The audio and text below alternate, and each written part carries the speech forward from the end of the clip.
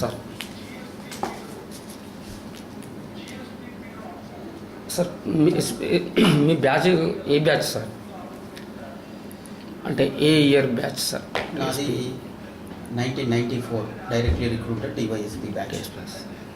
Training ఎక్కడ చేశారు sir? అంటే నేను అకాడమీ తర్వాత నా ప్రాక్టికల్ ట్రైనింగ్ అంతా కూడా కృష్ణా డిస్ట్రిక్ట్లో చేశాను. First appointment as SDPO Wanaparthy of Mahabubnagar district. అప్పటి నుంచి ఇప్పటివరకు చాలా పోస్ట్ చేశారు. అందులో మీకు ఈ ఎస్పీగా ఇప్పటి వరకు ఈ రోజు వరకు మీ మనసుకు అతుక్కున్న ఒక కేసు చెప్పగలరు? హార్ట్ఫుల్ కేసు మీరు చేసిన దాంట్లో హార్ట్ఫుల్ చేసిన ఒక కేసు. ఇది నేను ట్రైనింగ్లో ఉన్నప్పుడు కృష్ణా జిల్లాలో మొదటి కేసు, భర్త భార్యను హరాస్ చేసి చంపిన కేసులో నేనే ప్రత్యక్షంగా ఇన్వెస్టిగేట్ చేయడం జరిగింది. అది చేసి ప్రత్యక్ష సాక్షుల కన్నా ఎక్కువగా కూడా నేను మిగతా సైంటిఫిక్ సాక్ష్యాల మీద ఆధారపడి ఆ కేసును ఇన్వెస్టిగేట్ చేయడం జరిగింది. అది జరిగిన 1 year తర్వాత ఆ కేసులో ముద్దాయికి లైఫ్ ఇంప్రిజన్మెంట్ పడింది. అది నాకు చాలా తృప్తిని, ప్రొఫెషనల్గా ఎంతో సంతృప్తిని ఇచ్చినటువంటి మీ మనసుకు హత్తుకున్న సంఘటన. రెండవది చెప్పాలంటే సార్, ఒక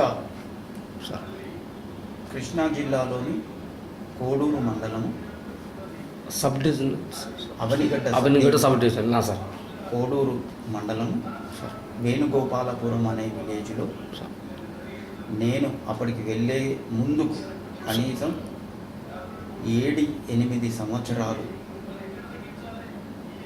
వివిధ గ్రూపుల మధ్య కక్షల వల్ల కనీసము 13-14 మర్డర్ కేసులు అవ్వడము, కొన్ని కోట్ల విలువైన ఆక్వాకల్చర్ దెబ్బతినడము, అలాగే మా పోలీసు వాటన్నిటినీ ప్రివెంట్ చేయడానికి మా పోలీసు పికెట్ని ఏర్పాటు చేయడం జరిగింది విలేజ్లో. అయినప్పటికీ కూడా పికెట్ ఉన్న సందర్భాలలో కూడా కొన్ని మర్డర్ కేసులు రిపోర్ట్ అయ్యాయి.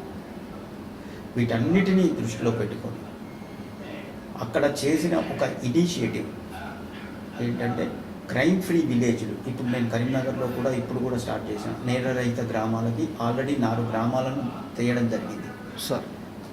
ఇది కాన్సెప్ట్ అక్కడ మొదలు పెట్టేటప్పుడు అక్కడ మొత్తము ఈవెన్ మర్డర్ కేసులలో కూడా వాళ్ళందరూ ముందుకు రావడం, అందరూ కాంప్రమైజ్ అయిపోవడం, కేసులన్నీ కూడా కోర్టులో కొట్టుకుపోవడము. 8 ఏళ్ల తర్వాత మేము నిర్భయంగా పోలీసు పికెట్ని ఎత్తివేయడం జరిగింది. అప్పటి నుండి కూడా నాకు తెలిసినంత వరకు నాకు ఎప్పుడు వచ్చినా కానీ నేను అడుగుతూ ఉంటాను, దీంట్లో ఏమైనా మర్డర్లు అయినాయా అని.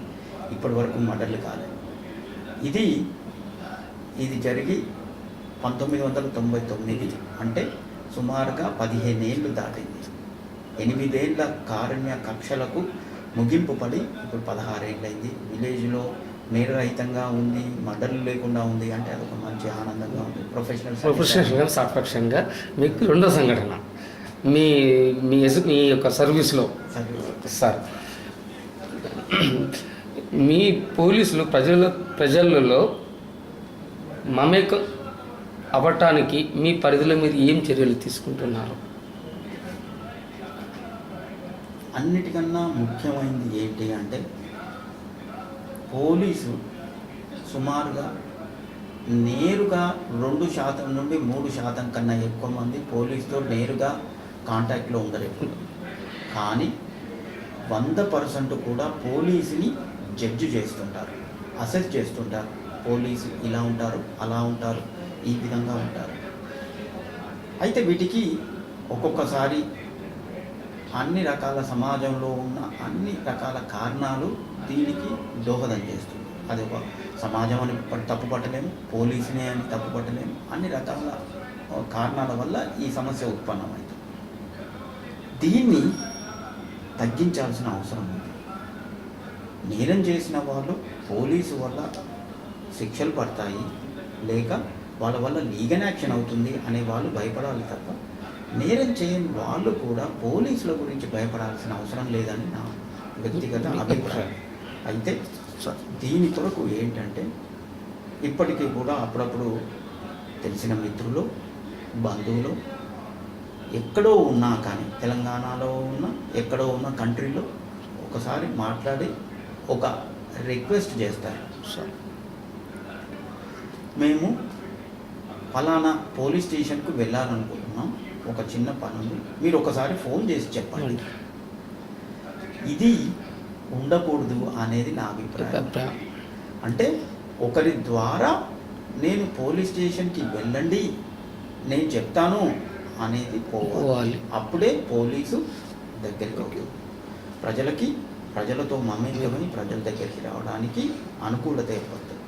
ఉదాహరణకి ఇవాళ ఏ ప్రొఫెషనల్ అయినా, ఇక్కడ న్యాయవాదులే అనుకోండి, డాక్టర్సే అనుకోండి, చార్టెడ్ అకౌంటెంట్సే అనుకోండి, ఎవరి దగ్గర అయినా కానీ ప్రజలు నిర్భయంగా ఏ వ్యవస్థలోకి అయినా వెళ్ళేటప్పుడు వెళ్తున్నారు. కానీ పోలీస్ దగ్గరికి ఏదో చెప్పించుకొని వెళ్తేనే వెళ్ళొచ్చేమో అనే దాని నుండి బయటికి పంపిస్తుంది.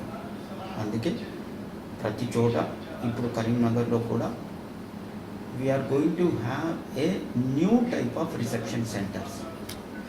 పీపుల్ ఫ్రెండ్లీనెస్ కనపడే విధంగా ఒక రిసెప్షన్ సెంటర్, అలాగే దీంట్లో ఎవరితో మధ్యవర్తుల ద్వారానే వస్తేనే పోతాము అనే దానికి కాకుండా ఆ ప్రతి రిసెప్షన్లో ఇప్పుడు కరీంనగర్ జిల్లాలో ఒక కెమెరాను పెట్టడం జరిగింది. ఇది 2 రకాల ఉపయోగాలకు. ఏంటంటే we want to give a message to the people that మధ్యవర్తుల ద్వారా కాదు, ఎవరు పోయినా కానీ వాళ్ళు రిసీవ్ చేసుకుంటారు, మనం అన్నీ రికార్డ్ అవుతుంటాయి. ఒక కారణం. రెండవది, మా వైపు నుండి మేము చూస్తే కూడా అంతర్గత క్రమశిక్షణ కూడా చాలా అవసరం. ఒక్కొక్కసారి మా దగ్గర నుండి కూడా తప్పులు ఉండొచ్చు, వాటిని కూడా రెక్టిఫై చేయాల్సిన అవసరం ఉంది. కాబట్టి ఇవన్నీ అబ్జర్వ్ చేస్తుంటే మా వైపును కూడా ప్రవర్తన మారడానికి అవకాశం ఉంటుంది. తప్పకుండా మారుతుంది. అందరూ చాలా మంచి చదువుకున్న వాళ్ళందరూ డిపార్ట్మెంట్లో వస్తున్నారు. పాతకాలం నాటికి ఇప్పటి దానికి చాలా మార్పులు వచ్చినాయి. కాబట్టి డెఫినెట్గా ప్రజలకు మమేకం కావడానికి ఇది తోడ్పడుతుంది. అలాగే కొత్తగా ఇప్పుడు తయారు చేసిన పద్ధతి ఏంటంటే పోలీస్ పీపుల్ పార్ట్నర్షిప్, అంటే పోలీసు స్టూడెంటు భాగస్వామ్యం ఫర్ రక్షితమైన సమాజం కొరకు. Police people partnership for safer society. మేము ఉదాహరణకు ఒక టెక్నాలజీ కొనుక్కోవాలంటే లక్షల్లో ఖర్చించాలి. ఒక సాఫ్ట్వేర్ డెవలప్ చేసి ఎవరి దగ్గరనో కొనుక్కోవాలంటే లక్షలు ఖర్చు పెట్టాలి. ఇంకొకటి ఏంటి, ఇట్లాంటి టెక్నాలజీ కూడా ఒక 6 నెలలకో సంవత్సరానికో మేము కొనుక్కున్న తర్వాత మళ్ళీ అది మారిపోయి కొత్త టెక్నాలజీ వచ్చే సమయం ఇది. ఇలాంటి సందర్భాల్లో నేను కనుక స్టూడెంట్ కమ్యూనిటీని కనుక దగ్గరికి తీసుకోగలిగి వాళ్ళ ద్వారా మాకు కావాల్సిన ప్రాజెక్టులను చేయించుకుంటాం. అది ట్రాఫిక్ మేనేజ్మెంటే అనుకోండి, ఎలక్ట్రానిక్ గేట్స్ నిర్మాణమే అనుకోండి, వెబ్సైట్లను బిల్డ్ చేయడమే అనుకోండి. నాకు చిన్న మా ప్రొఫెషనల్ లెవెల్లో ఇవాళ అందరి దగ్గర స్మార్ట్ ఫోన్లు ఉన్నాయి, ఐప్యాడ్స్ ఉన్నాయి, ట్యాబ్లెట్స్ ఉన్నాయి, ల్యాప్టాప్స్ ఉన్నాయి. సో టెక్నాలజీ అందరూ బయట చాలామంది ఉపయోగిస్తున్నారు. దానిలో ఏదో ఒక చిన్న అప్లికేషను మన ఈవ్ టీజింగ్కి కానీ, మహిళల భద్రత కొరకు కానీ, మా హెచ్ఆర్ మేనేజ్మెంట్కి కానీ, కోర్టు వర్క్ కానీ, ట్రాఫిక్కి కానీ, దేనికైనా కానీ ఈ విధమైన ప్రాజెక్టు డెవలప్ చేసి దీనివల్ల ఏంటి అంటే స్టూడెంట్స్కి ఏమో వాళ్ళు ప్రాజెక్టు చేసుకోవచ్చు, వాళ్ళకు ప్రొఫెషనల్ సాటిస్ఫాక్షన్ వస్తుంది, ఆ ప్రాజెక్ట్ నేను ఇంప్లిమెంట్ చేస్తాను, వాళ్ళకి సంతృప్తి ఉంది, నాకు ఏమి డబ్బులు ఖర్చు కాకుండా డిపార్ట్మెంట్కి ఉపయోగపడుతుంది. రెండవ అడ్వాంటేజ్ పిల్లలకి కూడా, స్టూడెంట్స్కి, యంగ్ జనరేషన్కి అరే సామాజిక బాధ్యత మేము కూడా నెరవేరుస్తున్నాం అనే సంతృప్తి వస్తుంది. వాళ్ళని కూడా ఏంటంటే మిగతా వాటి నుండి దూరం చేయడానికి, మిగతా అటువంటి ఆలోచన నుంచి బయటపడడానికి, ప్రొఫెషనల్ వాళ్ళు డెవలప్ కావడానికి నేను అవకాశం కల్పిస్తే దీనివల్ల ఏమవుతుంది, నాకు ప్రజలతో మమేకం కావడానికి వీలుపడుతుంది. ఇంకొకటి కూడా నేను చాలాసార్లు సందర్భాల్లో అడిగాను, ఏంటి అంటే మనం ఇంత చెప్తున్నాము పోలీసుకు, ప్రజలకు, మనం ఇంత 24 గంటలు కష్టపడుతున్నాం, ఒక్కొక్కసారి మన మీద మంచి ఇంప్రెషన్ లేకపోతుంది అనే భావన కలుగుతుంది. ఒక్కటి చెప్పా, మనము ప్రతి ఒక్కరిని ఎందుకు అంటున్నాం, అయ్యో సమాజం గుర్తించలేదా అని అవసరం లేదు. ముందు మనకి మనం కూడా మారాల్సిన అవసరం ఉంది. ఒకటే నేను మా అందరికీ కూడా ఎస్పీగా చెప్పాను, ఏంటంటే మన పోలీస్ స్టేషన్లోకి ఇవాళ కరీంనగర్ జిల్లా ఉంది, నా పిల్లలు నా పేరు చెప్పకుండా పోలీస్ స్టేషన్కి వెళ్ళాలి. నేను మా ఫాదరు కరీంనగర్ జిల్లా ఎస్పీ అని చెప్పుకోకుండా మన సబ్ ఇన్స్పెక్టర్ పిల్లలు, ఇన్స్పెక్టర్ పిల్లలు, మా పిల్లలు, డిఎస్పీ పిల్లలు పోగలిగినప్పుడే మన వ్యవస్థ మీద మనకే ఒక్కొక్కసారి నమ్మకం లేదనిపిస్తుందా అనే ప్రశ్న ఉత్పన్నమవుతుంది. దాని నుండి మనం బయటపడదాం. దాని తరువాత ప్రజల్ని ఆలోచిద్దాం. కాబట్టి ఈ 2 రకాలుగా ఆలోచన చేస్తున్నాను. అందుకే ఈ మధ్య నేను ఏం చేస్తున్నానంటే ఒక ఏరియా నుండి ఇంకో ఏరియాకి మనుషులను పంపిస్తున్నాను, డెకాయిలని. అంటే ఏంటి, వాళ్ళను రిసీవ్ చేసుకున్నారా లేదా ప్రాపర్గా, లేకుంటే ఒక బాధితుడు వచ్చిన తర్వాత గంటల కొద్దీ వెయిటింగ్. మనం నిజంగా ఏదో అఫీషియల్ వర్క్లో ఉన్నాం పర్లేదు, కానీ ఏదో మామూలు వర్క్ పూర్తిగా అంత ఇంపార్టెంట్ వర్క్ లేనప్పటికీ కూడా బాధితులను ఎక్కువ గంటలు పెట్టుకోవడం ఇది పద్ధతి కాదు. So we're also monitoring that. ఇలాంటి చర్యల వల్ల ప్రజలకు దగ్గరయ్యి community policing, people friendly policing చేయాలనేది మా ఉద్దేశం. మూడవది ఏంటంటే కమ్యూనిటీ పోలీసింగ్లో భాగంగా అన్ని రకాల కమ్యూనిటీకి ఒకే రకంగా పోలీసింగ్ నడవదు.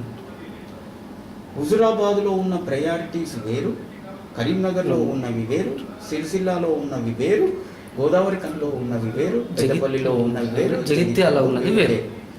దీనికి తగ్గట్టుగా మా యొక్క పని విధానాన్ని ఆ లోకల్ కండిషన్స్కి తగ్గట్టుగా వాళ్ళ ఆస్పిరేషన్స్, ఓహో పోలీసు మాకు ఈ విధంగా ఉంటే బాగుంటుంది అనే భావనలో ప్రజలు ఉంటారు, ఆ కమ్యూనిటీ ఉంటుంది. వాళ్ళకు తగ్గట్టుగా we want to tailor that. దాన్నే కమ్యూనిటీ పోలీసింగ్గా తీసుకెళ్తున్నాం.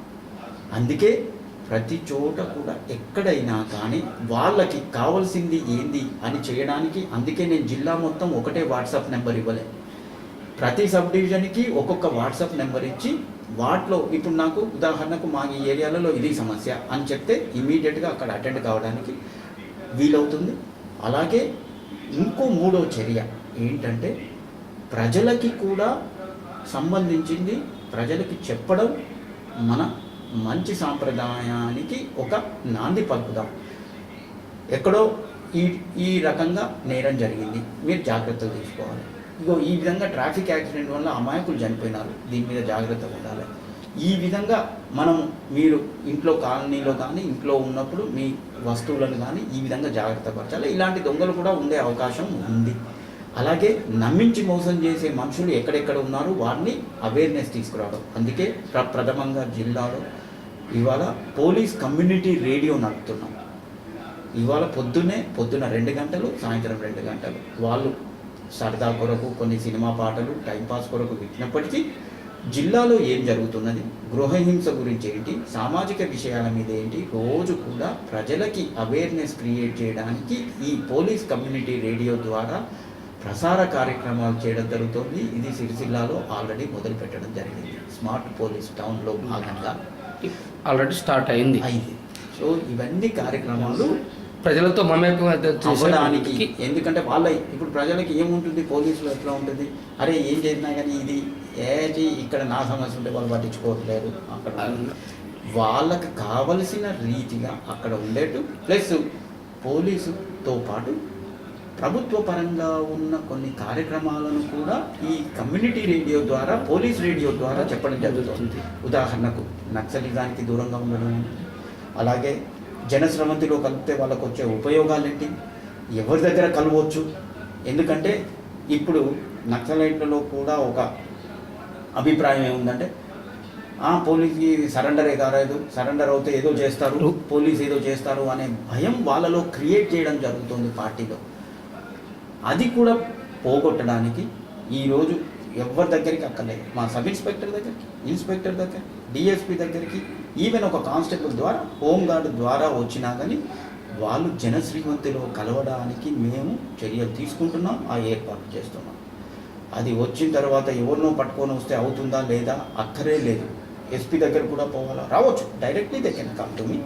ఈవెన్ ఒక హోమ్ గార్డ్ ద్వారా కూడా ఒక సబ్ ఇన్స్పెక్టర్ దగ్గరికి వస్తే ఇమీడియట్గా జనస్రవంతిలో కలవడానికి ప్రభుత్వ పరంగా వచ్చిన ఆర్థిక సహాయం ఏదైతే చేయాలో అది తప్పకుండా with in the time limit చేసే బాధ్యతను మేము తీసుకున్నాం. ఆల్రెడీ దీనికి అనుగుణంగా కూడా అంతర్మదనం కార్యక్రమం చేయడం జరిగింది. ఇది సారంగాపూర్ మండలం బీర్పూర్ విలేజ్లో వాళ్ళకి ఏమేమి కావాలో, వాళ్ళకి హెల్త్ సెంటర్ కావాలంటే ఇప్పించడం జరిగింది. ఎలక్ట్రిక్ ప్రాబ్లం ఉంది, ఎలక్ట్రిసిటీ ప్రాబ్లం ఉంది, కరెంటు ప్రాబ్లం ఉంది, దాని కొరకు ట్రాన్స్ఫార్మర్స్ కావాలంటే అక్కడ శాంక్షన్ చేయించడం జరిగింది. అలాగే ఎప్పుడైతే ఈవెన్ అమాయకులు నక్సల్ వైలెన్స్లో ప్రాణాలు కోల్పోతారు, వాళ్ళకు ఇప్పుడు ఇంతకుముందు గవర్నమెంట్ యొక్క ఉత్తర్వుల ప్రకారం వాళ్ళకి ఏది ఉద్యోగం ఇచ్చే ప్రొవిజన్ లేకపోయింది. ఇప్పుడు ఇది గవర్నమెంట్, మనం అందరం కూడా చేసిన ప్రయత్నంలో గవర్నమెంట్ కూడా ఏంటంటే వాళ్ళకి ఎవరికైతే ఆ టైంలో ఉద్యోగం రాలేదో 5 లక్షల రూపాయలు అదనపుగా పరిహారం ఇవ్వడానికి వచ్చింది.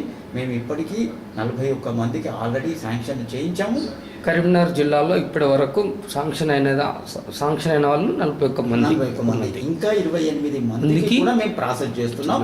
ఇంకా ఎవరికైతే ఈ బెనిఫిట్ దక్కలేదో, అంటే సార్ చనిపోయిన తర్వాత, ఈ నక్సల్ హింస వల్ల చనిపోయిన తర్వాత వాళ్ళకి ఉద్యోగం కానీ పరిహారం కానీ వేరే విధంగా నగదు రూపంలో కానీ దక్కని వాళ్ళందరికీ కూడా మేము త్వరితగతిన కలెక్టర్ ద్వారా మిగతా అధికారుల ద్వారా కోఆర్డినేట్ చేసి వీటన్నిటిని పంపడం జరిగింది. ఇప్పుడు 41 మందికి ఆల్రెడీ శాంక్షన్ అయింది, అది కూడా రిలీజ్ కావస్తుంది. మిగతా మందికి కూడా త్వరలోనే చేసి అందరికీ కూడా ఒకేసారి రిలీజ్ చేయాలనేది చర్యలు తీసుకుంటున్నాం, తొందరలోనే చేస్తాం. అది కరీంనగర్ జిల్లాలో ప్రజెంట్ ఇప్పటి వరకు దానిలో. ఎస్పీ గారు, ఎన్ని చట్టాలు వచ్చినా మహిళలపై ఈ అత్యాచారాలు అనేది జరుగుతున్నది. దీన్ని అరికట్టారు కరీంనగర్ జిల్లాలో. దీనికి మీరు చేసిన అవేర్నెస్ అంటే మీ ద్వారా కరీంనగర్ జిల్లా తెలంగాణలో ముఖ్యమైన జిల్లా, అరికట్టేందుకు ఏ విధమైన చర్యలు తీసుకున్నారు? కరీంనగర్ జిల్లాలో ప్రతి సంవత్సరము సుమారుగా 14,000 నుండి 15,000 వరకు కేసులు నమోదవుతాయి మొత్తం.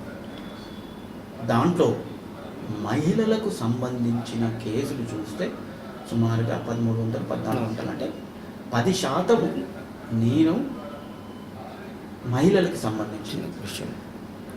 దాంట్లో కూడా ఎక్కువగా కూడా సుమారు 1400 కేసులలో 1200 పైగా డౌరీ హరాస్మెంట్ కొరకు, వరకట్నం కొరకు హింస, అలాగే ఈవ్ టీజింగ్, సెల్ ఫోన్ల ద్వారా ఎవరినో కించపరచడము, అసభ్యంగా బిహేవ్ చేయడము, లేకుంటే అమ్మాయిలను ఇంకో విధంగా సతాయించడం, ఇవన్నీ కూడా 1200 కేసులు. అంటే మెజారిటీ ఆఫ్ ద కేసెస్ ఇలాంటివి జరుగుతాయి. దీంట్లో 600 కేసుల నుండి 700 కేసులు వరకట్నం వల్ల హింస జరిగే 700. దీని మీద ప్రత్యేక శ్రద్ధ వహించడం జరుగుతుంది. ఎందుకు అంటే వరకట్న వల్ల జరిగే కేసులు ఏవైతే ఉన్నాయో ఇది ఫ్యామిలీలో జరిగే నేరం, ఇది కుటుంబంలోనే జరిగే నేరం.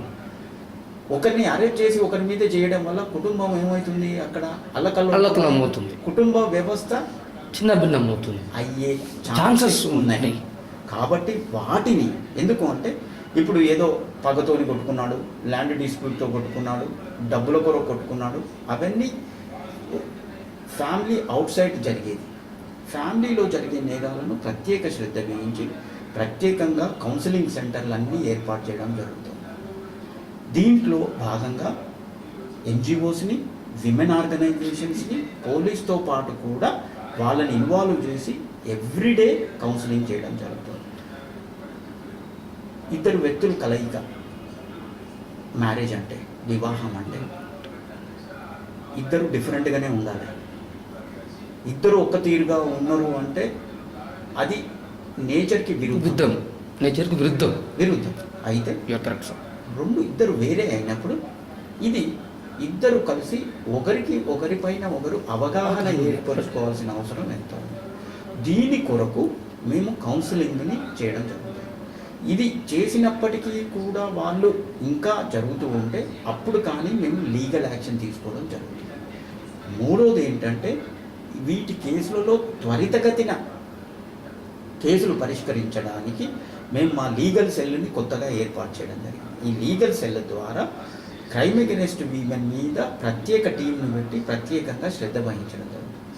వీటిలలో శిక్షలు పడే విధంగా చేయడం జరుగుతుంది. ఇవాళ కరీంనగర్ జిల్లాలో చూస్తే పోయిన సంవత్సరం రికార్డు స్థాయిలో 53% కన్విక్షన్కి పోయింది. ఓన్లీ లీగల్ సెల్ వల్లనే. మేము ప్రతిరోజు కరీంనగర్ జిల్లాలో ఉన్న ఒక ప్రత్యేకత ఏంటంటే ప్రతి బుధవారము కోర్టు వారం మాది. ప్రతి బుధవారము right from sub inspector to SP will attend the కోర్టుకు పోయి ఏం జరుగుతుంది, మా వల్ల ఇంకేమైనా లూప్ హోల్స్ ఉన్నాయా, మేము చేయాల్సిన బాధ్యతలో ఏమైనా తప్పులు ఉన్నాయా, లోపాలు ఉన్నాయా, వాళ్ళని రెక్టిఫై చేసుకోవడమే. మళ్ళీ చేసుకొని ఇంకో వారానికి మా ప్లాన్ ఆఫ్ యాక్షన్ చేసుకుంటాం. మళ్ళీ చేస్తాం. సాక్షులను ప్రవేశపెట్టడం, సాక్షులను బ్రీఫింగ్ చేయడం, శిక్ష పడే విధంగా చేయడం నేరస్తులకు ప్రధాన లక్ష్యం. దాన్ని క్రైమ్ అగెనిస్ట్ ఉమెన్లో కూడా కంటిన్యూ చేస్తున్నాం.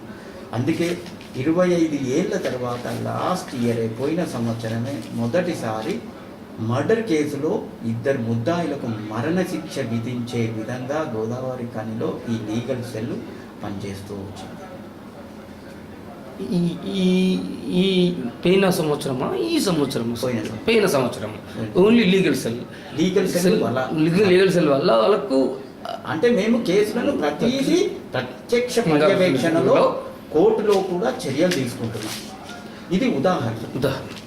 రెండవ దానికి వస్తే మీకన్నా 600 కేసులు మిగతా ఏవైతే ఉన్నాయో అమ్మాయిలను అసభ్యంగా బిహేవ్ చేయడము, టీచ్ చేయడము, ఇవన్నీ కాలేజీలలో కూడా జరగకుండా వాళ్ళకు ఫ్లాష్ మాబ్ అనే కార్యక్రమం ద్వారా అవగాహన కార్యక్రమాలు చేస్తున్నాం.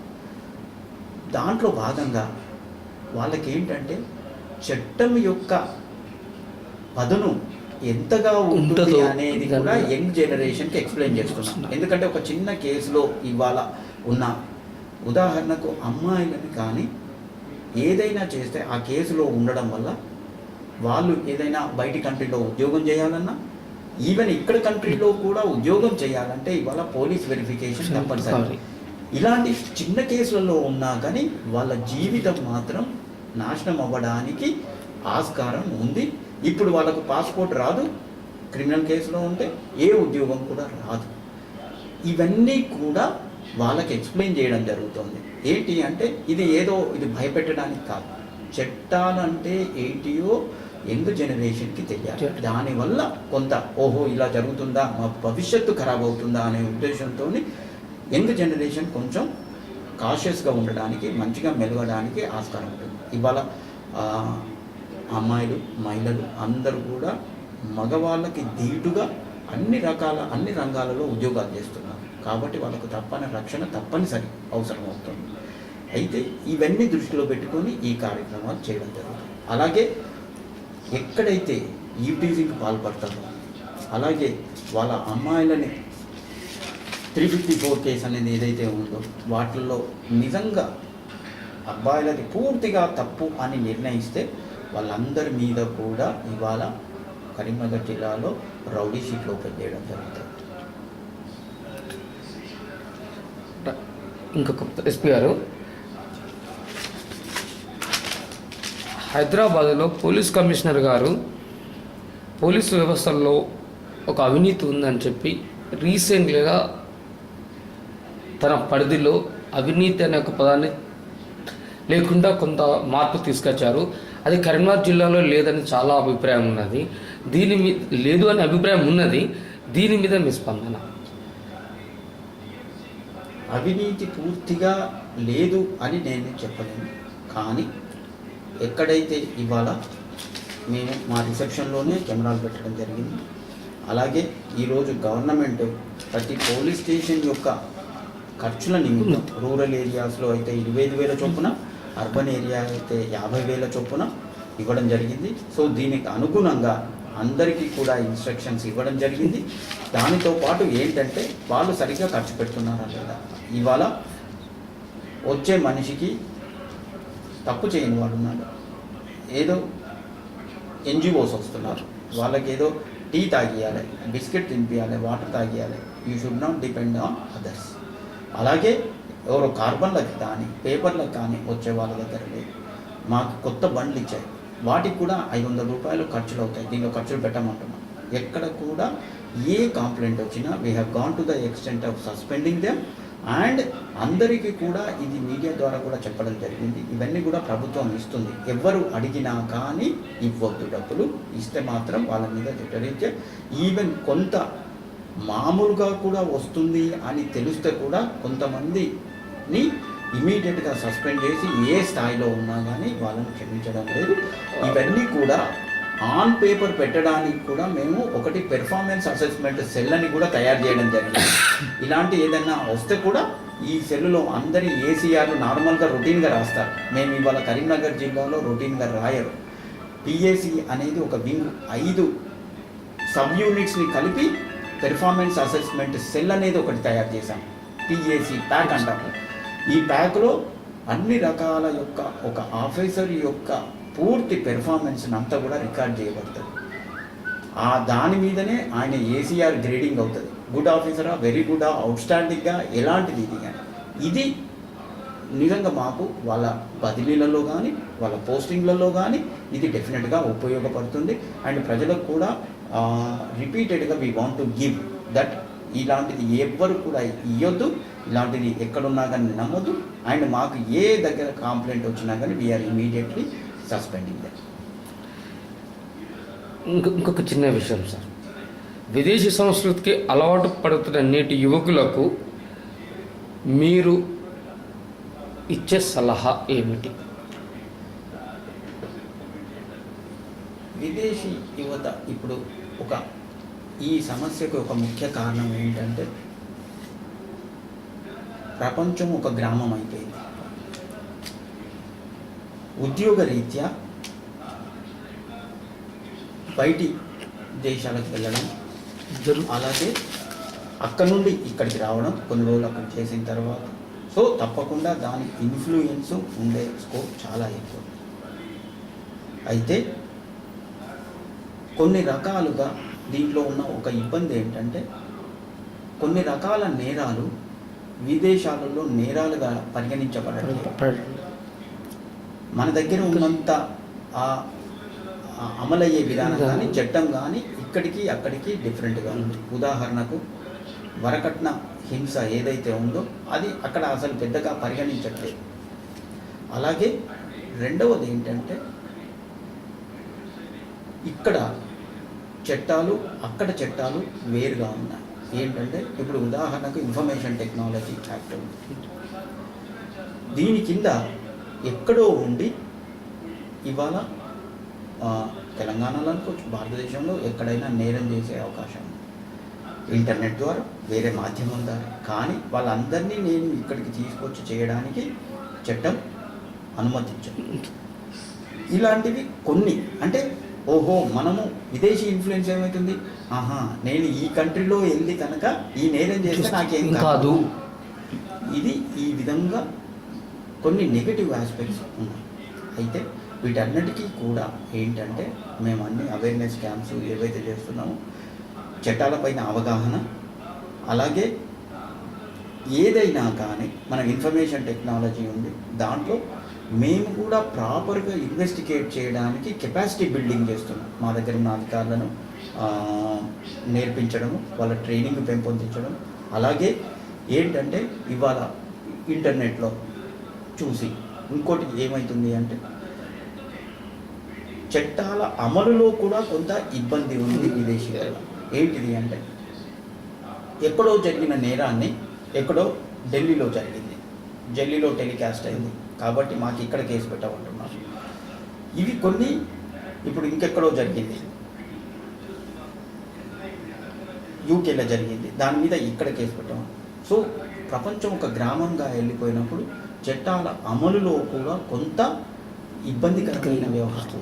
ఇది స్లోగా మొత్తం చట్టాల మీద పూర్తి అవగాహన వచ్చినప్పుడు మారుతుంటాయి. కానీ ఒకటే గుర్తుపెట్టుకోవాల్సింది ఏంటంటే, ఒక సామెత ఉంది ఇంగ్లీష్లో, be Roman when you are in Rome. రోమ్లో ఉన్నప్పుడు రోమన్గా ఉండండి, భారతదేశంలో వచ్చినప్పుడు భారతీయులుగా ఉండండి, తెలంగాణలో వచ్చినప్పుడు తెలంగాణ వాళ్ళుగా ఉండండి. అప్పుడు సమస్యకు పరిష్కారం ఉంటుంది. ఎస్పీ గారు, ఇంకొకటి, మీరు ఇంత పెద్ద హోదాలో ఉన్నారు, మీ చిన్ననాటి మిత్రులు కనుక మీకు కలిస్తే మీ అనుభూతి ఏమిటి? నేను ఎంత పెద్ద హోదా ఉన్నా ఒక్కొక్కసారి మిత్రులు కూడా ఏదో ఎస్పీ కాబట్టి ఏదో దూరం ఫీల్ అవుతున్నారేమో అనే ఫీలింగ్ రాకుండా చేయడానికి ముందు నేను చర్యలు తీసుకుంటాను. నేను మళ్ళీ ఏ విధంగా వాళ్ళ లెవెల్లో ఉంటుందో అదే లెవెల్కి వెళ్ళిపోతాను. అంతేగాని నా యూనిఫాము, నా స్టేటస్ అది రావడానికి నేను ఇష్టపడను, నేను చెయ్యను. సార్, ఇంకొకటి లాస్ట్ క్వశ్చన్. తెలంగాణ రాష్ట్రంలోనే మొట్టమొదటిసారిగా వాట్సాప్ అనే ఒక టెక్నాలజీ తీసుకొచ్చి మీ తదుపరి హైదరాబాద్లో ఇంప్లిమెంట్ అయింది సార్. ఆ వాట్సాప్ అనే నంబర్, మీకు వాట్సాప్ ద్వారా మీరు ఇప్పటివరకు మీకు వచ్చిన సమస్యలు పరిష్కారమైనట్టు మా దృష్టికి వచ్చింది. దీనివల్ల మీరు చేసే దానివల్ల తెలంగాణ స్టేట్ మొత్తం చేయాలనుకుంటుంది. దీనికి మీకు వచ్చిన ఆలోచన, దీనివల్ల ఎంతవరకు అరికట్టగలుగుతారని అనుకున్నారు? అరికట్టగలిగారు ఇప్పటివరకు మీరు చేసే ఈ యొక్క గొప్పతనం వల్ల? దీంట్లో ఒకటి ఏదైతే మీకు ముందుగా చెప్పినట్టు, ఒక్కొక్క పరిసరానికి, ఒక్కొక్క ప్రాంతానికి ఒక్కొక్క రకమైన నేరము, ఒక్కొక్క రకమైన ఆ కమ్యూనిటీ, సామాజిక కమ్యూనిటీ ఏదైతే ఉందో దాని అవసరాలు వేరుగా ఉన్నాయి. అందుకే జిల్లా మొత్తానికి ఒకటే వాట్సాప్ ద్వారా కాక దీన్ని ఒక్కొక్క డివిజన్కి సపరేట్గా చేయడం జరిగింది. అంటే ఆ డివిజన్లో ఉన్న ప్రజల యొక్క ఆకాంక్షలకు తగ్గట్టుగా దీంట్లో వాట్సాప్ ద్వారా మేము కమ్యూనిటీ పోలీసింగ్ చేయాలి, పీపుల్ ఫ్రెండ్లీ పోలీసింగ్ చేయాలనే ఆలోచన. గత నెలలో తీసుకుంటే మొత్తం జిల్లాలో 320 వాట్సాప్ల ద్వారా మొత్తం జిల్లాలో ఇన్ఫర్మేషన్ రావడం జరిగింది. అయితే ఈ మొత్తము దీంట్లో కూడా మోర్ దెన్ 30%, 40% పోలీసు డిపార్ట్మెంటుతో కాకుండా వేరే డిపార్ట్మెంట్లకు కూడా దీంట్లోకి రావడం జరుగుతుంది. ఉదాహరణకు, ఒక ఏరియాలో మ్యాన్ హోల్ లేదు, దీంట్లో లేకపోవడం వల్ల పిల్లలకు ప్రమాదం జరుగుతుంది. ఇంకో చోట పరిశుభ్రత లేదు, ఇంకో చోట అదర్ సమస్య, ఇంకో చోట పవర్ సమస్య, ఇంకో చోట ఇంకొక సమస్య. అయితే వీటిని మేము మాది కాదు అనేది కాకుండా ఒక సమాజ బాధ్యతగా వీటిని కన్సర్న్ డిపార్ట్మెంట్లకు చేరవేసి వాళ్ళ ద్వారా వాళ్ళకు కూడా ప్రజల యొక్క అవసరాలను మేము చేయడం జరుగుతుంది. అలాగే మిగతా చోట్ల ఏదైతే వస్తుందో, సమ్ ఇల్లీగల్ ఏదైనా శాండ్ వెళ్తుంది, దాని మీద ఇమీడియట్గా రియాక్ట్ అవుతున్నాం. ట్రాఫిక్ సమస్య ఉంది, ఇమీడియట్గా రియాక్ట్ అవుతున్నాం. అలాగే ప్రతి దానికి కూడా వాట్సాప్ ద్వారా, ఎందుకంటే 24/7 ప్రతి క్షణము ఎవరో ఒకరు దీనికి ఫీడ్బ్యాక్ ఇస్తున్నాం. మీరు చేసిన దాని మీద ఇది జరుగుతోంది, ఇది చేస్తున్నాము, ఇది జరుగుతోంది అనేది ఇవ్వడం ద్వారా పోలీసు వ్యవస్థ మీద నమ్మకాన్ని పెంచుతున్నాం. అలాగే ఈ ఒక వాట్సాప్తోనే కాకుండా ఇవాళ వెబ్సైట్ ద్వారా ఫేస్బుక్లో ఉన్నాం, వాళ్ళకి రెస్పాన్స్ ఇస్తాం. కరీంనగర్ police.in పేరుతో తయారు చేసిన వెబ్సైట్ ఉంది, అది కూడా ఇవాళ మీరు చూస్తే ప్రతి దినము అప్డేట్ అవుతుంది. ఎక్కడ ఉందో లేదో నాకు తెలియదు, కానీ కరీంనగర్ పోలీస్ యొక్క వెబ్సైటు ప్రతిరోజు అప్డేట్ కావడం జరుగుతుంది. అలాగే ఈ వెబ్సైట్ ద్వారా కూడా వాట్సాప్ ద్వారా ఎలా చేస్తున్నామో, ఎందుకంటే ఇవాళ మీకు చెప్పినట్టు 50 to 60% యువతకు సంబంధించి, యువతనే కాకుండా టెక్నాలజీ విషయానికి వస్తే చాలామంది ఇవాళ మంచి స్మార్ట్ ఫోన్లు, వాట్సాప్ యూజ్ చేయడము, వెబ్సైట్, ఇంటర్నెట్ ద్వారానే అందరూ కూడా సమాచారాన్ని సేకరించడం, చేరవేయడం జరుగుతుంది. మేము కూడా దాన్ని అడ్వాంటేజ్ తీసుకొని అదే దాంట్లో మేము కూడా ఉండాలి. ఇవాళ మేము కూడా టెక్నాలజీతో ఉంటేనే ఓహో పోలీస్ వ్యవస్థ కూడా సామాజిక ప్రోగ్రెస్ ఎట్లుందో దానికి తగ్గట్టుగానే ఉంది అనే భావన కలుగుతుంది, సిస్టమ్ మీద నమ్మకం ఏర్పడుతుంది. అందుకే వెబ్సైట్లో కూడా ఇవాళ చూడండి, మొత్తం 10 ఏళ్లలో కరీంనగర్ జిల్లాలో దొంగతనాలు జరిగిన యొక్క వివరాలు పొందుపరిచాను. 4700 పైగా ఫోటోలు పెట్టాను. ఇది ఎందుకు నాకు ఉపయోగపడుతుంది, ఎవరైనా అరే ఇలాంటి వ్యక్తులతో మనం జాగ్రత్తగా ఉండాలి, చుట్టుపక్కల ఇట్లాంటి వాళ్ళు ఉంటే జాగ్రత్తగా ఉండాలి, ఇగో వీళ్ళు చైన్ స్నాచ్ చేసేటోళ్ళు, వీళ్ళు ఇంట్లో దొంగతనాలు చేసేటోళ్ళు, వీళ్ళతో మనం జాగ్రత్తగా ఉండాల్సిన అవసరం ఉంది అని ప్రజలకు కూడా అవేర్నెస్ క్రియేట్ చేయడం, ఇది వాట్సాప్ ద్వారా చేయడం, తర్వాత మిగతా మాధ్యమాల ద్వారా కూడా ప్రజలకి అవేర్నెస్ చేయడము, తర్వాత వాళ్ళకు అనుగుణంగా పోలీసు పని విధానాన్ని మార్పు చేస్తూ పీపుల్ ఫ్రెండ్లీ పోలీస్ చేయడం, అలాగే ఎఫెక్టివ్ పోలీస్ చేయడం. ఒకటే పోలీస్ యొక్క స్లోగన్ కరీంనగర్ జిల్లాలో, ఎఫెక్టివ్ సర్వీస్ డెలివరీ.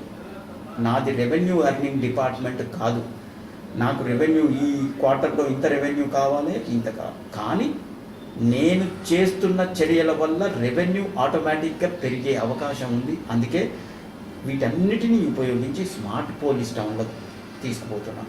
చిన్న టౌన్లను ఒక ప్రయోగాత్మకంగా ఎఫెక్టివ్ సర్వీస్ డెలివరీ చేయడానికి, దానికి అనుగుణంగా డెవలప్మెంట్ తీసుకురావడానికి చేస్తున్న ప్రయత్నం. సో ప్రజలు కూడా మంచి స్పందిస్తున్నారు. తప్పకుండా ఇవి ఇంకా ముందుకు తీసుకెళ్ళిపోతాం. వాట్సాప్ ద్వారా డెఫినెట్గా బాగా రియాక్షన్ కావడానికి. ఇంకోటి ఏంటంటే ఇంటర్నల్గా కూడా మాకు కూడా సమస్య వచ్చినప్పుడు నేను రియాక్ట్ అవుతున్నానా లేదా అనేది నాకు కూడా తెలుస్తుంది. కాబట్టి ఇది ప్రజల కొరకే కాకుండా నా డిపార్ట్మెంట్లో నాది నేను ప్రక్షాళన చేసుకోవడానికి, మంచి చేసుకోవడానికి, రెక్టిఫై చేసుకోవడానికి ఉపయోగపడుతుంది. Will definitely take it forward.